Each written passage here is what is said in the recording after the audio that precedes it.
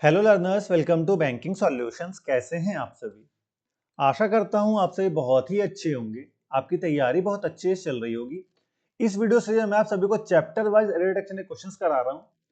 हम अभी चैप्टर 5 कर रहे हैं, जहां के हम टाइम एंड टेंसेस का पार्ट 1 कर रहे हैं। ठीक है, ये वीडियो नंबर 12 है। अगर आपको इस वीडियो से इसके बारे में आज पता चल रहा है तो आप आई बटन पे क्लिक करके पूरा प्लेलिस्ट एक्सेस कर सकते हैं और वीडियो नंबर 1 से क्वेश्चंस को सॉल्व कर सकते हैं। अगर आप इस चैनल पर पहली बार आ रहे हो तो इस चैनल को सब्सक्राइब जरूर से कर ले, ताकि आने वाली वीडियोस नोटिफिकेशन आपको मिलती रहे। चलिए बढ़ते हैं हमारे आज के क्वेश्चंस की ओर। आज का पहला क्वेश्चन है, when you will find out any solution to this problem you will become able to finalise the project.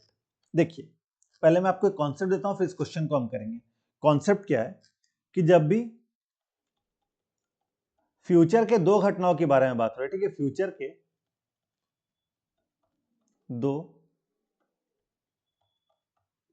घटनाओं की बात होती है तो हम क्या करते हैं, ठीक है।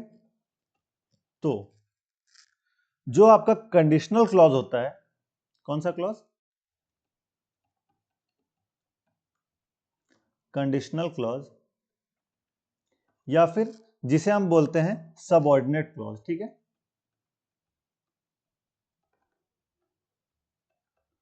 सबऑर्डिनेट क्लॉज, ठीक है। तो जो कंडीशनल क्लॉज या सबऑर्डिनेट क्लॉज होता है, उसमें कौन सा टेंस लगता है? इसमें लगता है प्रेजेंट टेंस, ठीक है, सिंपल प्रेजेंट। कौन सा प्रेजेंट? सिंपल प्रेजेंट लगता है।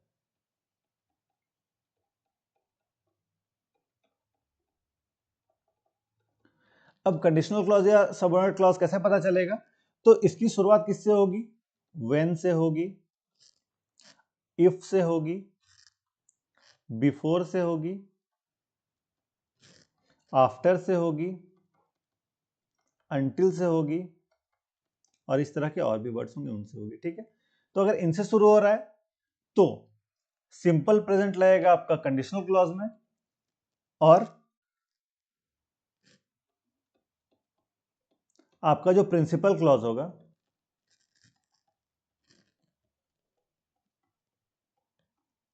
प्रिंसिपल क्लॉज किस में हो जाएगा आपका? तो प्रिंसिपल क्लॉज आपका फ्यूचर टेंस में रहेगा,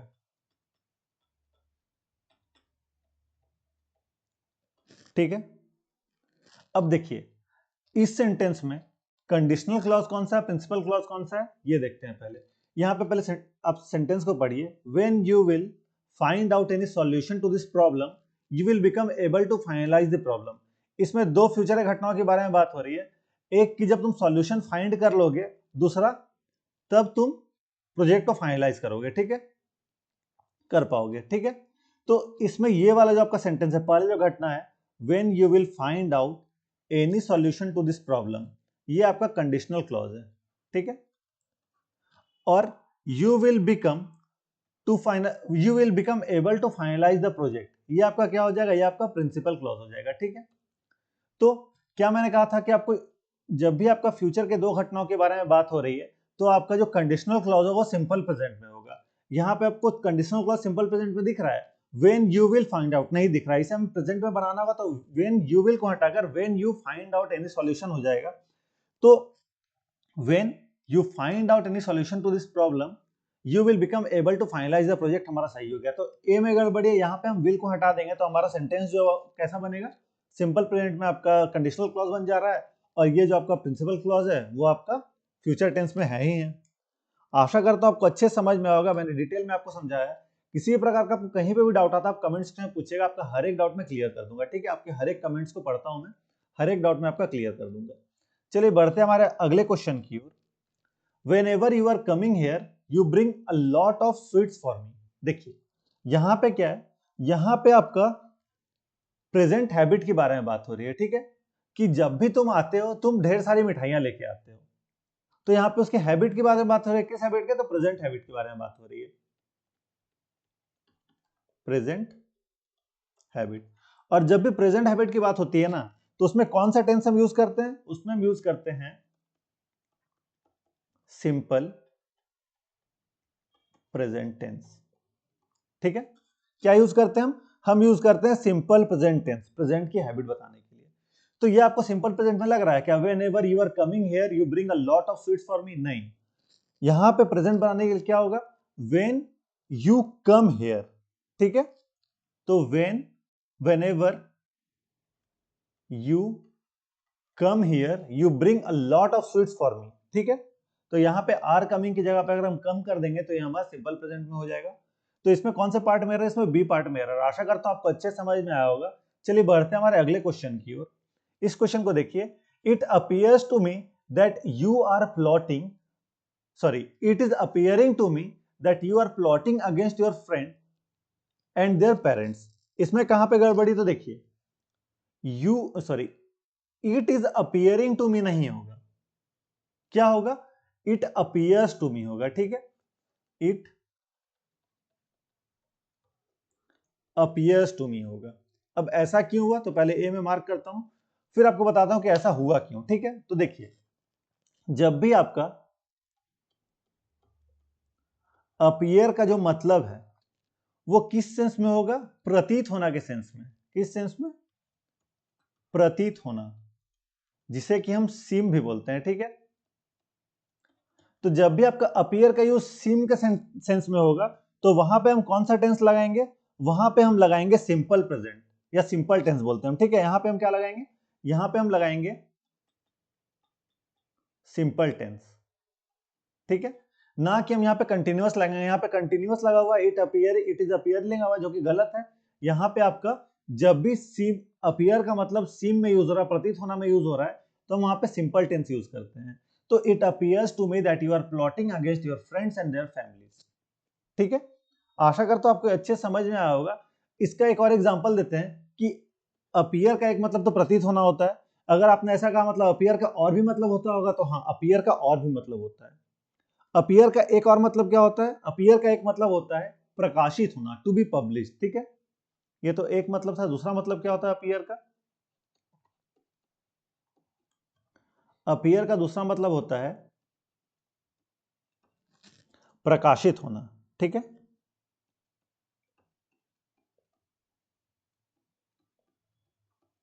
जिसे कि हम क्या बोलते हैं इंग्लिश में? To be published, to be published, ठीक है। तो यहां पे हम क्या यूज करते हैं? तो यहां पे कंटिन्यूअस टेंस भी यूज हो सकता है। यहां पे सिंपल टेंस तो हो सकता है, साथ में कंटिन्यूअस टेंस भी आप यूज कर सकते हैं, ठीक है। कंटिन्यूअस टेंस भी आप यूज कर सकते हैं। और तीसरा मतलब अपीयर का और एक मतलब होता है। और क्या मतलब होता है अपीयर का? तो अपीयर का एक और मतलब होता है आपका कि जब कोई चीज किसी पब्लिक के पास आ रही है, ठीक है। क्या आ रही है? पब्लिक के पास आ रही है। जैसे कि come before the public, appear का मतलब क्या होता है? Come before the public. तो यहां पे भी हम सिंपल टेंस तो कर ही सकते हैं, साथ में कंटिन्यूअस टेंस भी यहां पे यूज हो सकता है, ठीक है। कंटिन्यूअस टेंस भी यूज हो सकता है, ठीक है। अब अगर आपको प्रॉब्लम आए तो बोलिए, मैं आपको एग्जांपल से समझा दूं। जैसे कि इसका एक एग्जांपल तो आपको मिल ही गया, यहाँ पे जो क्वेश्चन है वही इसका एग्जांपल है पहले का। दूसरे का एक एग्जांपल मैं आपको लेकर बताता हूं कि my next novel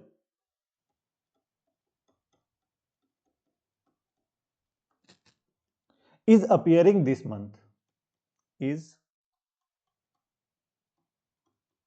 appearing this month। तो यहां पे देखिए कंटिन्यूअस टेंस में यूज हुआ appearing, ठीक है। अब इसका देखते हैं, इसका एग्जांपल ले लीजिए कि now an artist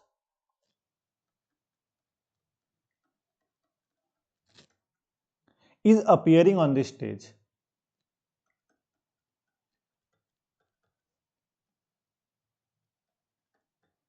is appearing on the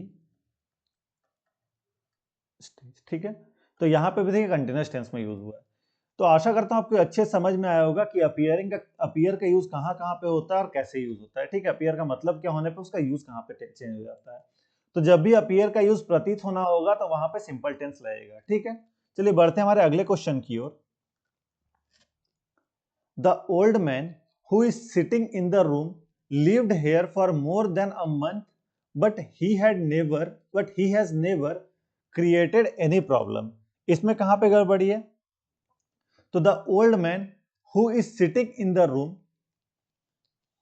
lived here नहीं आएगा। ठीक है, क्या होगा? यहां पे होगा हैज बीन लिविंग। ठीक है, यहां पे आ जाएगा हैज बीन लिविंग। ठीक है, या फिर हैज लिव्ड भी आप कर सकते हैं, हैज लिव्ड, दोनों ही आ सकता है। तो the old man who is sitting in the room has been living या has lived here for more than a month but has never created any problem. ठीक है, अब ऐसा क्यों हुआ? क्योंकि देखिए इज सिटिंग और हैज नेवर क्रिएटेड, इन दोनों का यूज करके, इन दोनों का देखकर पता चल रहा है कि ये प्रेजेंट टेंस के बारे में बात हो रहा है। और जब भी प्रेजेंट टेंस के बारे में बात हो रहा है तो यहाँ पे प्रेजेंट टेंस ही लगेगा, जो आपका सेंटेंस है प्रेजेंट टेंस में ही आएगा, इसीलिए यहाँ पे हैज बीन लिविंग या हैज लिव्ड होगा। ठीक है, तो ऑप्शन नंबर किसमें गड़बड़ी? ऑप्शन नंबर बी में यहाँ पे गड़बड़ी है। चलिए बढ़ते हैं हमारे अगले क्वेश्चन की ओर। A misogynist is a person who is hating women, but a philogynist is a person who loves women. तो यहां पे क्या है कि a misogynist is a person who is hating women नहीं होगा, हु हेट्स होगा। ठीक है, हु हेट्स वुमेन होगा। ऐसा क्यों हुआ?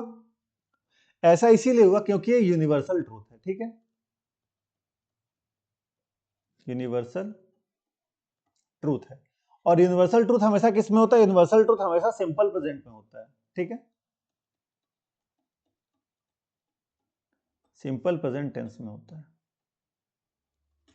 तो जब भी यूनिवर्सल ट्रूथ की बारे में बात होगी तो हम हमेशा सिंपल प्रेजेंट टेंस में लिखेंगे उसे। ठीक है, जैसे कि और एक एग्जांपल मैं आपको लेकर बताता हूं कि the sun rises in the east. ठीक है, ये क्या है? ये भी आपका यूनिवर्सल ट्रूथ है और ये भी आपका देखिए सिंपल प्रेजेंट में यूज हुआ है। दूसरा एग्जांपल मैं आपको लेकर बताऊं तो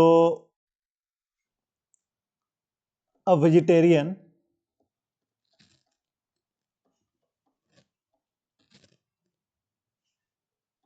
is a person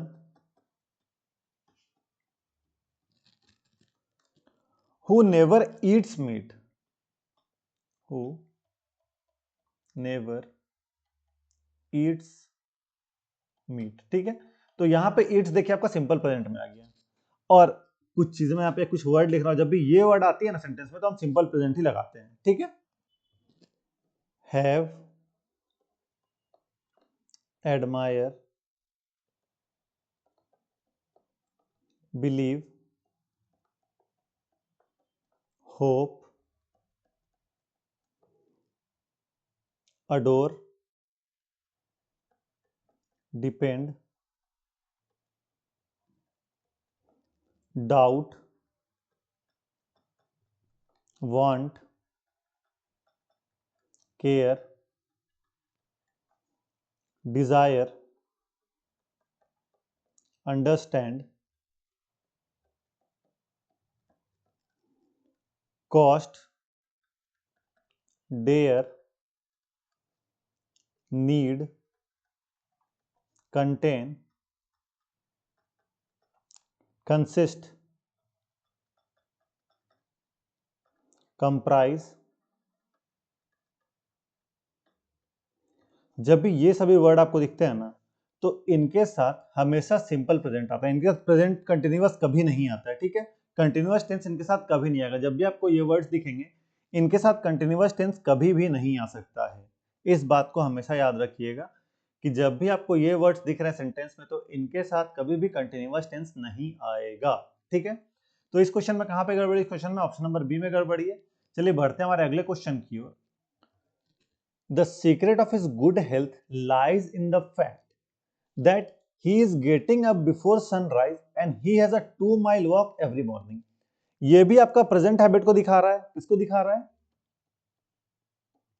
present habit show कर रहा है यहाँ पे। और मैंने आपको पिछले क्वेश्चन में बताया कि जब भी प्रेजेंट हैबिट शो करेगा तो सेंटेंस किस में रहेगा? सिंपल प्रेजेंट में रहेगा। तो सेंटेंस अगर सिंपल प्रेजेंट में रहेगा तो यहां पे आपका गेटिंग अप नहीं आएगा, ठीक है? गेटिंग अप यहां पे गड़बड़ है। यहां पे क्या आएगा? ही गेट्स अप, ठीक है? तो the secret of his good health lies in the fact that he gets up before sunrise and has a 2 mile walk every morning। तो ऑप्शन नंबर सी में गड़बड़ी है। आशा करता हूं समझ में आया कि प्रेजेंट हैबिट की बात होती है तो हम सिंपल प्रेजेंट का यूज करते हैं, ठीक है? चलिए बढ़ते हैं हमारे अगले क्वेश्चन की ओर।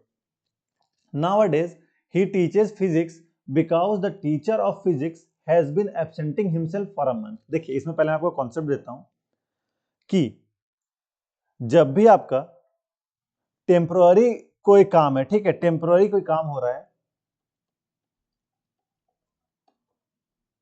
टेम्पररी वर्क है, तो उसमें हम कंटिन्यूअस टेंस लगाते हैं। कौन सा? Present continuous tense.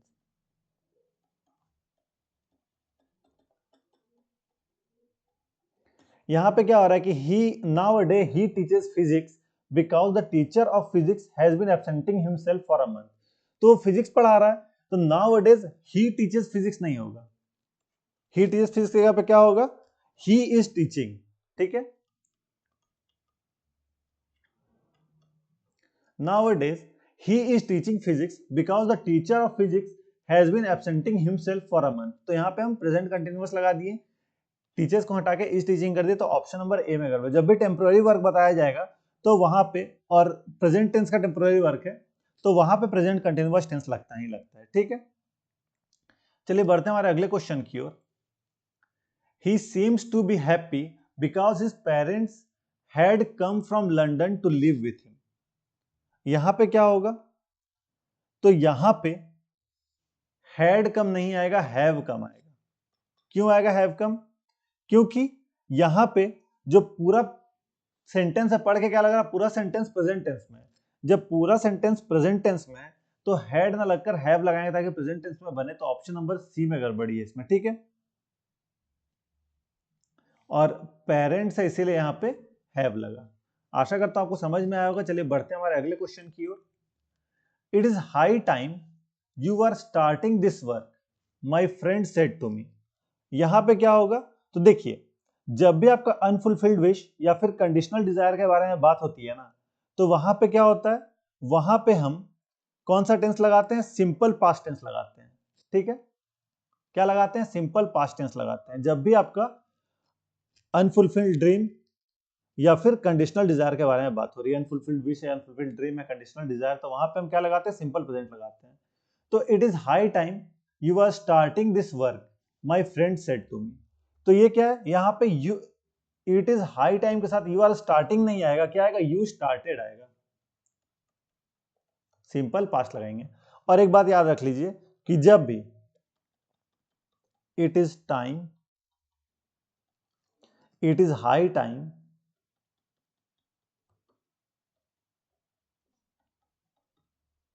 या फिर आई विश इफ,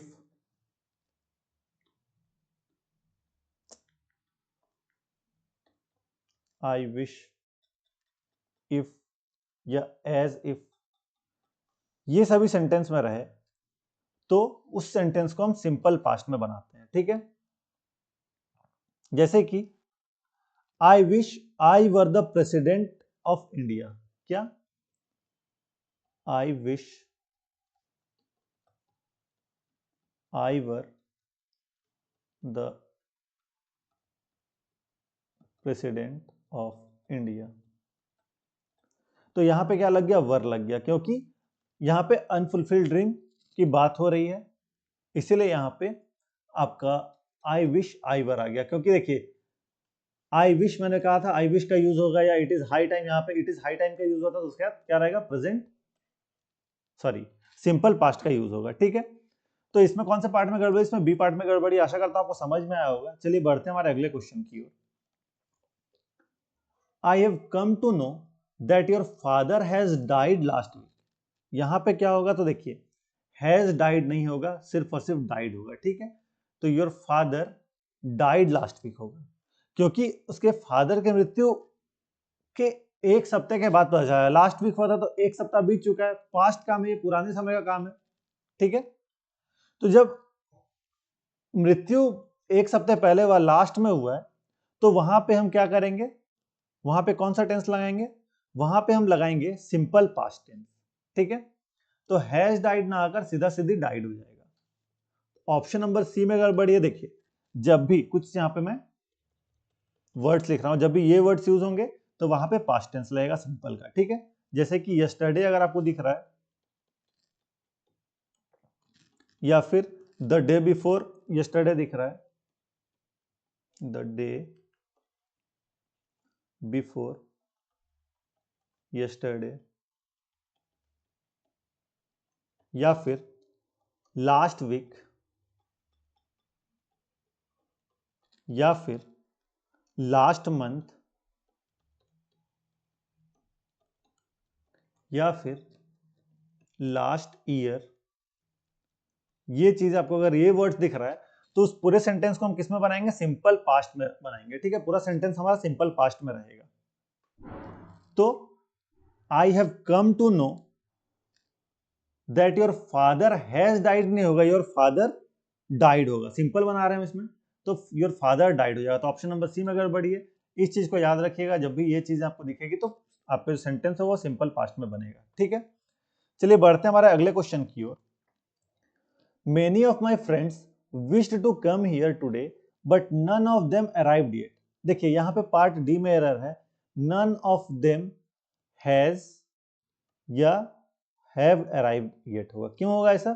क्योंकि जब भी आपका yet का मतलब अप टू नाउ के सेंस में हो रहा है, अप टू नाउ के सेंस मतलब अब तक के सेंस में हो रहा है, तो हम उसके साथ प्रेजेंट परफेक्ट टेंस का यूज करते हैं, ठीक है। इसीलिए यहां पे सिंपल प्रेजेंट ना होकर प्रेजेंट परफेक्ट टेंस का यूज करेंगे, नन ऑफ देम हैज या हैव अराइव्ड येट होगा, ठीक है। तो ऑप्शन नंबर डी में गड़बड़ी है। अब आपका सवाल यहां पे आया कि हैज या हैव में से हम क्या लेंगे, तो आप दोनों में से कुछ भी ले सकते हैं, क्योंकि नन ऑफ के बाद वर्ब सिंगुलर भी आ सकता है, प्लूरल भी आ सकता है, ठीक है। वर्ब दोनों में से कुछ भी आ सकता है, इसलिए नन ऑफ के बाद, नन ऑफ देम के बाद हैज या हैव अराइव्ड येट होगा, ठीक है।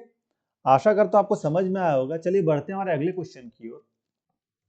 She says that she will take her umbrella in case it will rain. देखिए मैंने आपको क्वेश्चन नंबर 1 में ही बताया था कि जब भी आपका फ्यूचर के दो इंसिडेंट के बारे में बात हो रहा है, तो जो आपका कंडीशनल क्लॉज होगा वो किस में होगा, कंडीशनल क्लॉज आपका सिंपल प्रेजेंट में होगा, और जो आपका प्रिंसिपल क्लॉज होगा वो आपका फ्यूचर टेंस में होगा, ठीक है।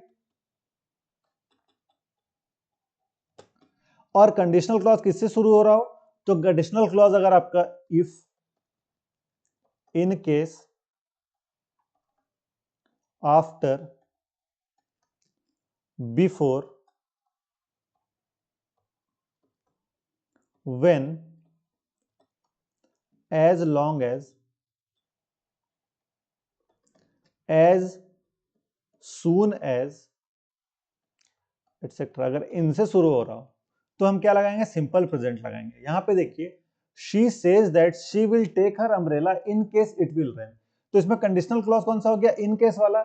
इन केस इट विल रेन आपका कंडीशनल क्लॉज हो गया।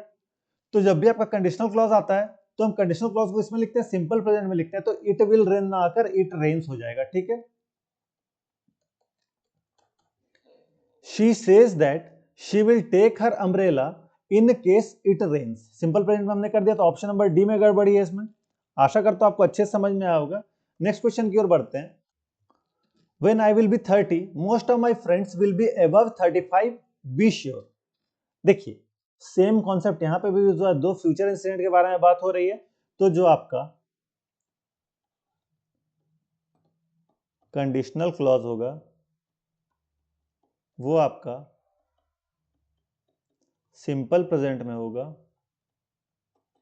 जो आपका प्रिंसिपल क्लॉज होगा वो आपका फ्यूचर टेंस में होगा। इस बात को आप रट लीजिए, इतने क्वेश्चन मैं आपको करा दे रहा हूं ना, 3-3 4-4 क्वेश्चन से रिलेटेड करा दूंगा कि आपके दिमाग में ये चीज छप जाएगी। जब भी आप सेंटेंस देखिएगा और आपको उसमें फ्यूचर के 2 इंसिडेंट के बारे में पता चल रहा है और एक कंडीशनल क्लॉज एक प्रिंसिपल क्लॉज दिख रहा हो, तो आप वहां पे सीधा सीधी कंडीशनल क्लॉज में सिंपल प्रेजेंट लगा दीजिएगा। ठीक है, अब यहां पे देखिए, when I will be 30 most of my friends will be above 30। When से शुरू हुआ, मतलब ये आपका कंडीशनल क्लॉज हो गया। कंडीशनल क्लॉज ये है तो ये आपका सिंपल प्रेजेंट में होना चाहिए, तो विल नहीं आएगा यहाँ पे। व्हेन आई एम, विल भी हट जाएगा। When I am 30, when I am 30 most of my friends will be above 35, be sure. ये सही होगा, तो ऑप्शन नंबर ए में यहाँ पे गड़बड़ी है। आशा करता हूं आपको अच्छे समझ में आ रहा होगा, कॉन्सेप्ट आपका क्लियर होता चला जा रहा होगा। Next question, this is indeed the first time in my life that I here such an interesting story. इस क्वेश्चन को कराने से पहले मैं आपको एक कॉन्सेप्ट देना चाहता हूं कि देखिए, जब भी आपका स्टेटमेंट में इस तरह का एक्सप्रेशन रहे, दिस इज या दैट इज या it is the first, second, third, इस तरह का रहे, या फिर दिस इज, दैट इज या इट इज द ओनली, इस तरह का रहे, या फिर दिस इज, दैट इज या it is the best, the worst, the finest, the most interesting,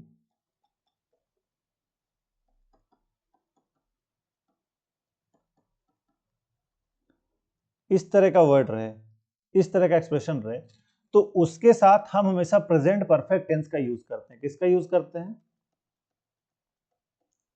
present perfect tense का यूज करते हैं। ठीक है, यहां पे देखिए, this is indeed the first time. देखिए, this is the first time हमें मिल गया, the first time in my life that I hear नहीं होगा, क्या होगा? I have heard. क्या होगा? I have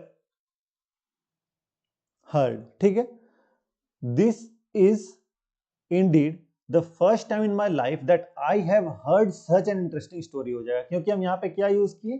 present perfect tense use कर दिए, तो आई हियर के जगह आई हैव हर्ड यूज हो जाएगा, तो ऑप्शन नंबर सी में गड़बड़ी है। इस चीज को याद रखें कि जब भी आपका ऐसा एक्सप्रेशन आपको सेंटेंस में दिख रहा है, तो इसके साथ प्रेजेंट परफेक्ट टेंस हमेशा लगता ही लगता है। ठीक है, नेक्स्ट क्वेश्चन की ओर बढ़ते हैं।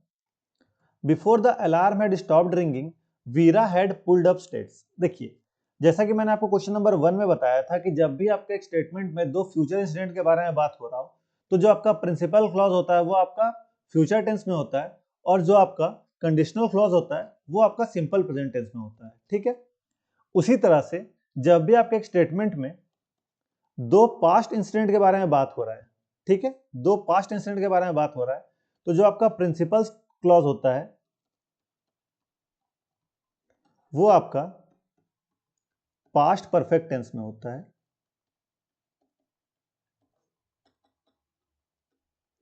और जो आपका कंडीशनल क्लॉज होता है कौन सा? व्हेन, बिफोर, इनसे शुरू होने वाला जो आपका कंडीशनल क्लॉज होता है वो आपका सिंपल पास्ट में रहता है। ठीक है, सिंपल पास्ट में रहता है। अब इस क्वेश्चन में देखिए, बिफोर से शुरू है, before the alarm had stopped ringing. यहां पे क्या है? आपका ये जो कंडीशनल क्लॉज है इसे आपका सिंपल पास्ट में होना होगा। ठीक है, तो हैड स्टॉप की जगह पे सिर्फ और सिर्फ स्टॉप्ड आएगा। Before the alarm stopped ringing Veera had pulled up states. ठीक है, तो ऑप्शन नंबर बी में गड़बड़ी है यहाँ पे। आशा करता हूं आपको समझ में आया होगा। चलिए बढ़ते हैं हमारे अगले क्वेश्चन की ओर। I have been knowing him for 10 years but I don't know where he lives. इसमें कहां पे गड़बड़ी है? तो देखिए, आई हैव बीन नोइंग नहीं होगा, यहां पे क्या होगा? आई हैव नोन होगा। क्या होगा? आई हैव नोन होगा, क्योंकि देखिए जब भी आपका नो, मीन, सपोज, अंडरस्टैंड इन वर्ब का यूज होता है तो हम या तो सिंपल या फिर परफेक्ट टेंस का यूज करते हैं, ठीक है। तो I have known him for 10 years होगा यहाँ पे, ना कि आई हैव बीन नोइंग होगा, कंटिन्यूअस टेंस नहीं होगा यहाँ पे। तो ऑप्शन नंबर ए में गड़बड़ी है। इन वर्ड्स के साथ क्या लगता है? इन वर्ड्स के साथ आपका सिंपल या फिर परफेक्ट टेंस लगता है, ठीक है। इसलिए यहाँ पे आई हैव नोइंग हो जाएगा, सॉरी आई हैव नोन हो जाएगा, ठीक है। ऑप्शन नंबर ए में गड़बड़ी है। चलिए बढ़ते हैं हमारे अगले क्वेश्चन की ओर। He uses to study at least 10 o'clock at night and then he goes to bed. देखिए ये तो बहुत ही इजी है। ही यूजेस टू स्टडी नहीं होगा, क्या होगा? ही स्टडीज होगा, ही स्टडीज होगा, क्योंकि यहाँ पे क्या हो रहा है? यहाँ पे प्रेजेंट हैबिट के बारे में बात हो रहा है, ठीक है। प्रेजेंट हैबिट के बारे में बात हो रहा है तो यहाँ पे हम क्या करेंगे? यहाँ पे हम सिंपल पास्ट का, सिंपल प्रेजेंट का यूज करेंगे, ठीक है। क्या करेंगे? सिंपल प्रेजेंट का यूज करेंगे। तो ऑप्शन नंबर ए में गड़बड़ी है। He studies at least 10 o'clock at night and then he goes to bed. जब भी आपका, मैंने आपको बताया ये चीज, इसे आप रट लीजिए कि जब भी आपका प्रेजेंट हैबिट के बारे में बात होगा तो हम प्रेजेंट सिंपल प्रेजेंट का यूज करेंगे, ठीक है। चलिए बढ़ते हैं हमारे अगले क्वेश्चन की ओर।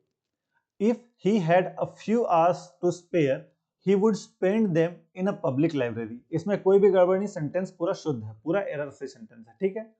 आज के लास्ट क्वेश्चन की ओर बढ़ते हैं। All the flowers in his garden will surely die before the rains will fall. देखिए सेम बात यहां पे हो रही है कि आपका जो क्लॉज है, कौन सा वाला क्लॉज है आपका? यहाँ पे बिफोर वाला जो क्लॉज है वो किस में होगा? वो आपका सिंपल प्रेजेंट में होगा। किस में होगा? सिंपल प्रेजेंट में होगा। तो before the rain will fall नहीं होगा, क्या होगा? बिफोर द रेन फॉल होगा, विल नहीं होगा, बिफोर द रेन्स फॉल होगा। तो यहां पे दो क्लॉज है, फ्यूचर इंसिडेंट के बारे में बात हो रही है। All the flowers in his garden will surely die, विल लग गया यहाँ पे, ये आपका प्रिंसिपल क्लॉज है, विल लग गया। बिफोर वाला क्लॉज जो है आपका, ये आपका सिंपल प्रेजेंट में होगा, तो before the rain will fall नहीं होगा, बिफोर द रेन्स फॉल होगा। तो विल को हम यहां से हटा देंगे और सीधा सीधी फॉल्स कर देंगे। तो ऑप्शन नंबर डी में गड़बड़ी है, डी हमारा यहाँ पे सही आंसर हो जाएगा। आशा करता हूँ आपको अच्छे से समझ में आ गया ये पूरा सेशन। कहीं पे भी डाउट आता है, किसी भी पार्ट में आपको डाउट आता है, आप कमेंट करिए, मैं आपके एक एक कमेंट को पढ़ता हूँ, आपका हर एक डाउट क्लियर करूंगा। और आपको वीडियो सीरीज कैसा लग रहा है, इन्फॉर्मेटिव लग रहा है या नहीं लग रहा है, और क्या चेंजेस कर सकते हो, अपना फीडबैक आप कमेंट सेक्शन में जरूर शेयर करिएगा, क्योंकि आपके फीडबैक में ही काम करके हमने कंटेंट को और बेहतर बनाते हैं। तो एक प्यारा सा कमेंट अपना जरूर छोड़ दीजिएगा नीचे, ताकि आपके कमेंट से हमें पता चले कि और कहाँ पे हमें काम करने की जरूरत है, ठीक है। अगर आपको मेरे एफर्ट्स अच्छे लग रहे हैं तो वीडियो को लाइक करें, अपने दोस्तों के साथ शेयर करें, ताकि उन्हें फायदा हो सके। आप मेरे चैनल को सब्सक्राइब करें ताकि आने वाले वीडियोस नोटिफिकेशन आपको मिलती रहे। जस्ट आप यहाँ क्लिक कर सब्सक्राइब कर सकते हैं, तो प्लीज सब्सक्राइब करके मुझे सपोर्ट करें, इससे मुझे मोटिवेशन मिलती है और वीडियोस लाने की। आपको किस प्रकार डाउट है, कोई भी सजेशन फीडबैक देना तो आप कमेंट सेक्शन में दे सकते हैं। आपको आपके एग्जाम के लिए all the best. Thank you.